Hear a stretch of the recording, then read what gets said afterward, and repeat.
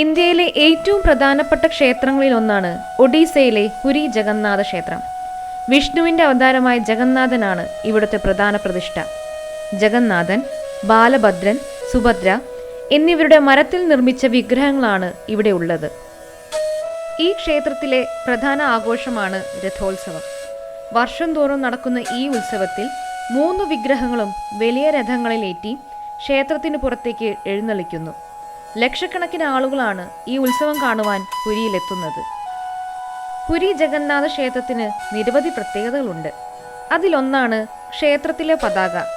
കാറ്റില്ലാത്തപ്പോഴും പതാക എപ്പോഴും കാറ്റിൻ്റെ എതിർ ദിശയിലേക്ക് പറക്കുന്നത് കാണാം.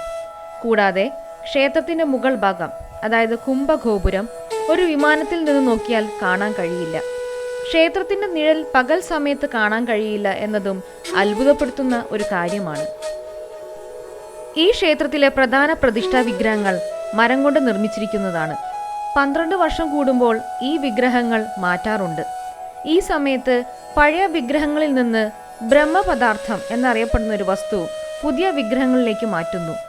ഈ വസ്തു എന്താണെന്ന് ഇതുവരെ ആർക്കും കണ്ടെത്താനായിട്ടില്ല. ഇതുകൂടാതെ ക്ഷേത്രത്തിലെ അടുക്കളയും വളരെ പ്രസിദ്ധമാണ്. ലോകത്തിലെ ഏറ്റവും വലിയ അടുക്കളകളിൽ ഒന്നാണിത്. നിത്യവും ആയിരക്കണക്കിന് ജനങ്ങൾക്ക് ഭക്ഷണം പാകം ചെയ്ത് അന്നദാനമായി കൊടുക്കപ്പെടുന്നു. ഈ അന്നദാനത്തിന് മഹാപ്രസാദം എന്നാണ് വിളിക്കുന്നത്. പൂരി ജഗന്നാഥന്റെ കഥകൾ ജയ് ജഗന്നാഥ് എന്ന കാർട്ടൂൺ രൂപത്തിലും നമുക്ക് അറിയാൻ സാധിക്കും.